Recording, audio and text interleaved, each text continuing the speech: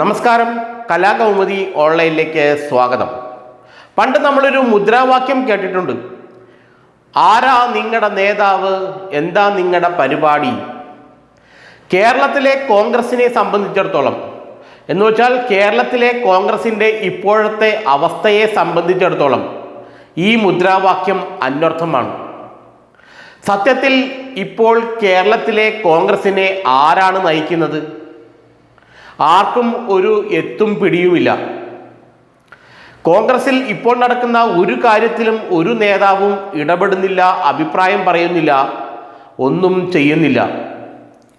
Reporter ചാനലിൻ്റെ ഓഫീസിലേക്ക് നടക്കുന്ന യൂത്ത് കോൺഗ്രസ്സുകാരുടെ മാർച്ചും അക്രമങ്ങളും ഒരു ഭാഗത്ത് നടക്കുന്നു. KPCC ഡിജിറ്റൽ മീഡിയ സെല്ലിൻ്റെ ആഭിമുഖ്യത്തിൽ തന്നെ നേതാക്കൾക്കെതിരെ സൈബർ രംഗത്ത് വലിയ പ്രചരണവും എതിർപ്പുകളും ഉയരുന്നതായും മാധ്യമങ്ങൾ റിപ്പോർട്ട് ചെയ്യുന്നു. കേരളത്തിലെ കോൺഗ്രസിൽ ഇപ്പോൾ നേതൃത്വമില്ല, അല്ലെങ്കിൽ നേതൃശൂന്യതയാണ് എന്ന അവസ്ഥയാണിപ്പോൾ. കോൺഗ്രസിൻ്റെ KPCCയുടെ സൈബർ സെൽ തന്നെ കോൺഗ്രസ് നേതാക്കളെ അപകീർത്തിപ്പെടുത്തുന്ന രീതിയിലുള്ള ഫേസ്ബുക്ക് പോസ്റ്റുകളും ട്രോളുകളുമായി രംഗത്ത് വരുന്നുവെന്ന ആരോപണമാണ് ഇപ്പോൾ ഉയരുന്നത്.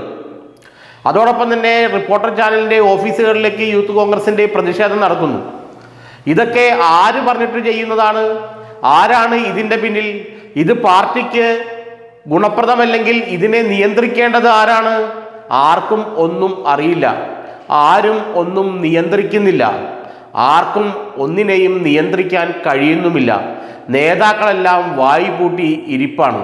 KPCC അധ്യക്ഷനും പ്രതിപക്ഷ നേതാവും ഒന്നും ഒരക്ഷരം ഇതിനെക്കുറിച്ച് മിണ്ടുന്നില്ല. കോൺഗ്രസ് ഇപ്പോൾ വാളെടുത്തവനൊക്കെ വെളിച്ചപ്പാട് എന്ന അവസ്ഥയിലാണ്. രാഹുൽ മാങ്കൂട്ടത്തിനെതിരായ ലൈംഗിക ആരോപണ പരാതി ഉയരുകയും അത് വലിയ കൊടുങ്കാറ്റായി മാറുകയും രാഹുലിനെ കോൺഗ്രസിൽ നിന്ന് സസ്പെൻഡ് ചെയ്യുകയും ചെയ്തതോടെ രാഹുലിനെ അനുകൂലിക്കുന്ന വലിയൊരു വിഭാഗം കോൺഗ്രസ്സുകാർ നേതൃത്വത്തിന് എതിരെ തിരിഞ്ഞു. VD സതീശനെതിരെയും സണ്ണി ജോസഫിനെതിരെയും തിരിഞ്ഞ ഈ നേതാക്കൾ രാഹുലിനെതിരെ ആര് പറഞ്ഞാലും അവർക്കെതിരെ വാളെടുക്കുന്ന അവസ്ഥയായി.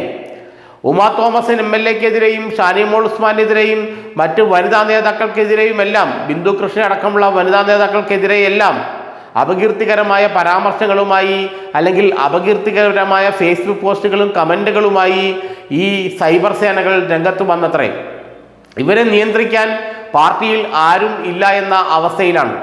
VT ബൽറാം ആകട്ടെ ഇതിൻ്റെ ചെയർമാനാണെങ്കിലും ഡിജിറ്റൽ മീഡിയ സെല്ലിൻ്റെ ചെയർമാനാണെങ്കിലും അദ്ദേഹം ഇക്കാര്യത്തിലൊന്നും ഇടപെടുന്നത് പോലുമില്ല എന്നാണ് നമുക്കറിയുന്നത്. അദ്ദേഹം മറ്റു പല കാര്യങ്ങളിലും വ്യാപൃതനാണ്. എക്കണോമിക്കലി വീക്കർ സെക്ഷൻസിൻ്റെ അല്ലെങ്കിൽ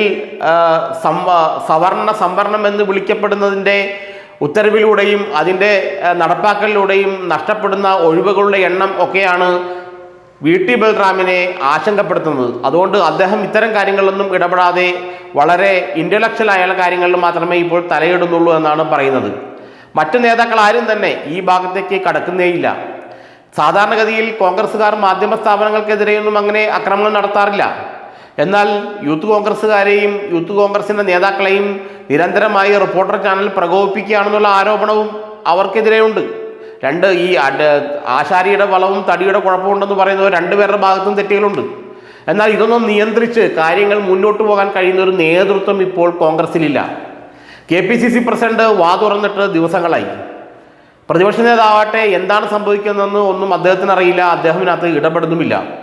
ഇത്തരത്തിൽ ഇങ്ങനെ മുന്നോട്ട് പോയി കഴിഞ്ഞാൽ എന്തായിരിക്കും കേരളത്തിലെ കോൺഗ്രസിൻ്റെ അവസ്ഥ?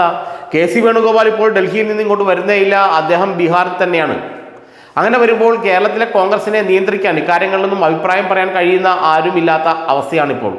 വാളെടുത്തവനൊക്കെ വെളിച്ചപ്പാട് എന്ന അവസ്ഥയിലേക്ക് കോൺഗ്രസ് മുന്നോട്ട് പോവുകയാണെന്നും വരുന്ന തെരഞ്ഞെടുപ്പിൽ ആരാണ് കോൺഗ്രസിനെ നയിക്കുക എന്ന് കോൺഗ്രസ് നേതാക്കൾക്ക് പോലും അറിയാത്ത അവസ്ഥയിലുമാണ്. ഇത് ആ പാർട്ടിക്കുണ്ടാക്കുന്ന ദോഷം ചില്ലറയല്ല.